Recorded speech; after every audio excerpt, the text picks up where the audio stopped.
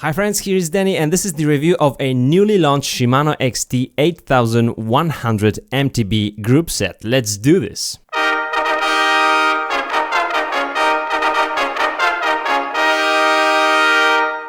On this episode you will find out what are the 4 completely new features of the XT group set. Then we will learn about the 4 new systems like Hyperglide Plus, Dynamic Chain Engagement Plus, Microspline, iSpec EV, yes, we've got a new iSpec system, and finally we'll talk about some systems that were pretty much the same on the previous group set. And I know you want to hear it, so finally we're going to talk about 5 features that Sram Eagle does not have, and we'll just talk about Sram Eagle versus new XT. And here are the 4 new features of Shimano XT. Number 1, Shimano XT has joined the 12-speed party, so we've got a 12-speed cassette, actually 2 cassettes, but I would say this is the drivetrain that everybody wanted to have. 1x12 and not costing a lot of money like XTR or XX1. XT is there and it's got the 12-speed cassette. The second very new feature of the Shimano XT cassette is the 10-teeth smallest sprocket. That means that the freehub body had to be redesigned. It's not even redesigned, it's completely new freehub body. This is called Microspline, in a second about that.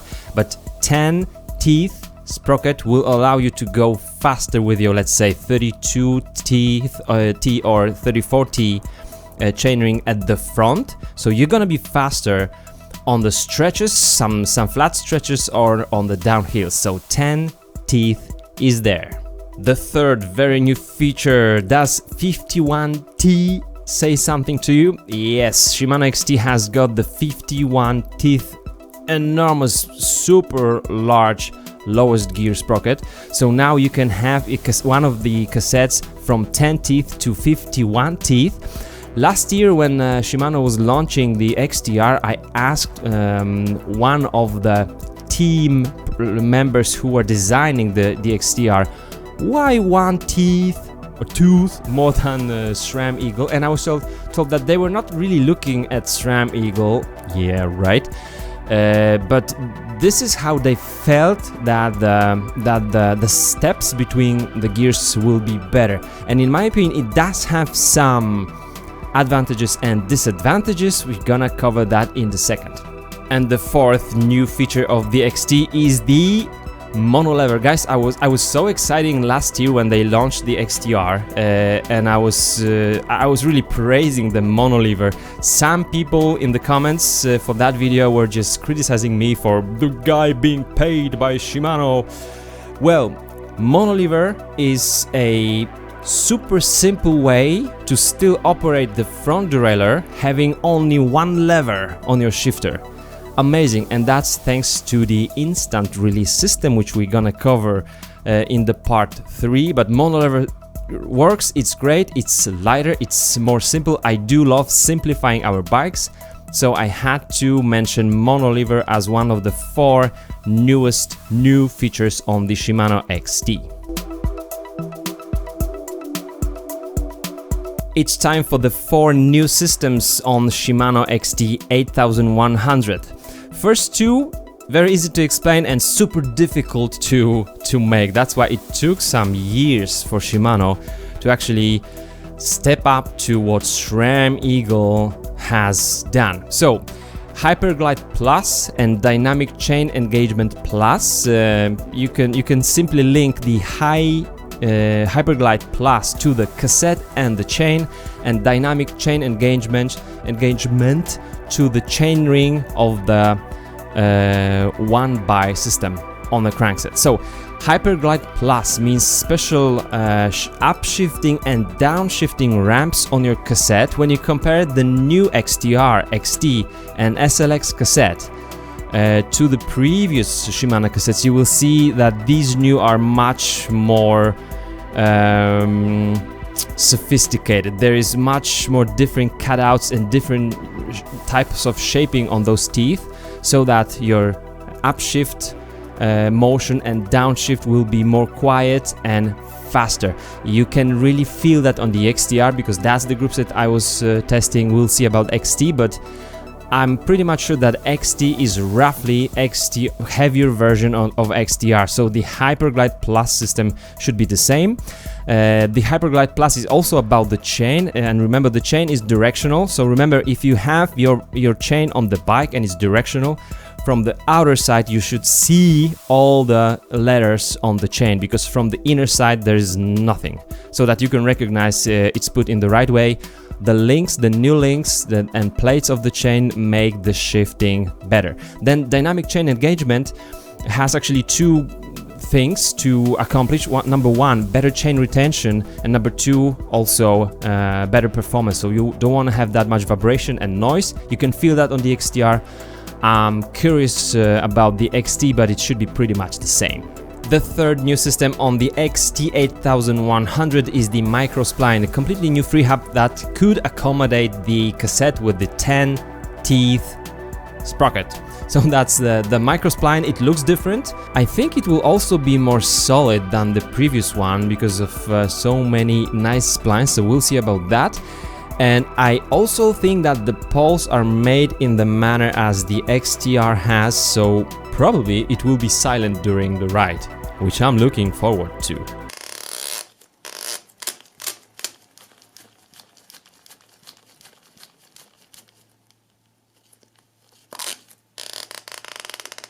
And the fourth completely new system on the XT, which I'm pretty sure some of you will criticize in the comments, is the new iSpec EV.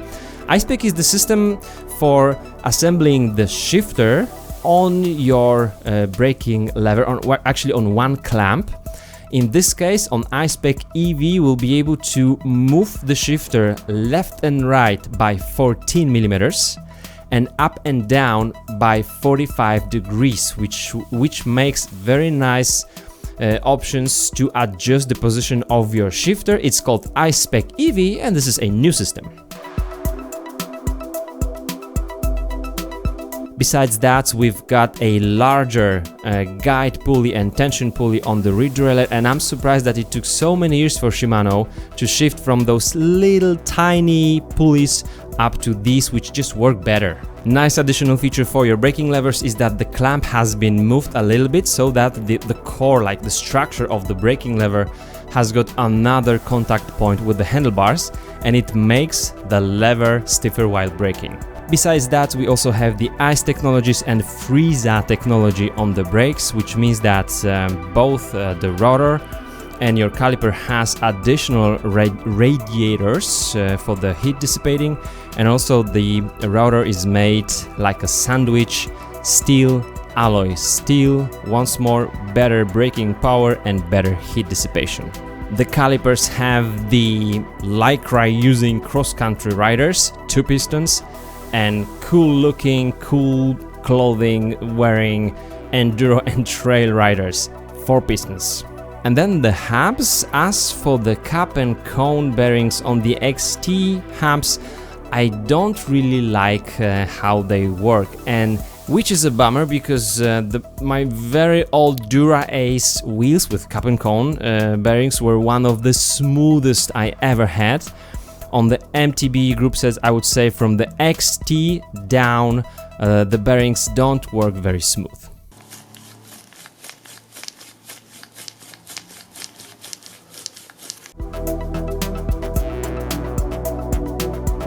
And finally, the 5 features that SRAM Eagle doesn't have. Number 1, 51T, largest or lowest gear sprocket on the cassette.